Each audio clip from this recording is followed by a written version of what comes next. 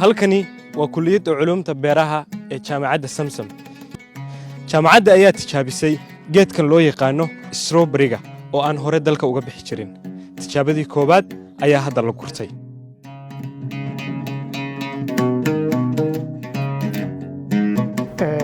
jaamacadda Zamzam waxay sameysay strawberry dalaga oo dhan wuxuu u baahan yahay biyo iyo carro iyo qorax u baahan yahay dabcan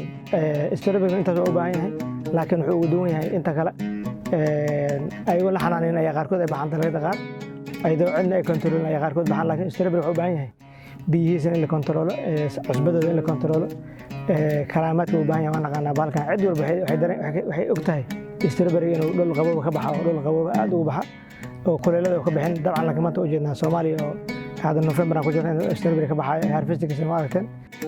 Strawberry-ga ayaa ah geed dabci ahaan ku baxa badanaaba cimilada qabowga ah iyadoo labada wadan ee Mareykanka iyo Isbaanishku ay yihiin kuwa ugu badan ee soo saara dalagan. Tijaabadan ayaa markii koowaad dalka hooyo lagu sameeyay maadaama oo uusan ka bixi jirin waxaana hirgelisay jaamacadda Samsam.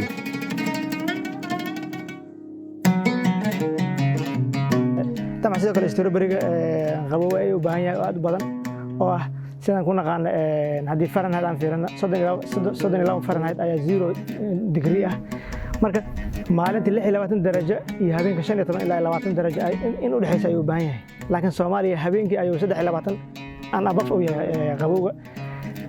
sida awoodeed anaga waxaan isku daynaa jaamacadahan inaan artificial waxaan sameeyna hadii ay greenhouse kor plastic ah plastic inta ka qaadno aan ka dhigna nad ama shabaq aan gelin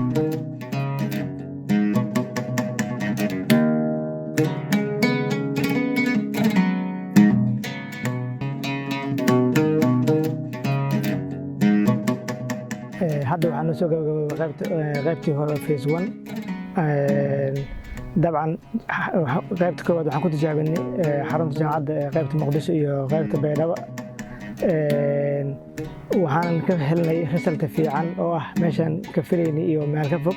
oo ah inuu strawberry bixi kara inuu caqabad kasto ka timaadaan ka jawaabi karna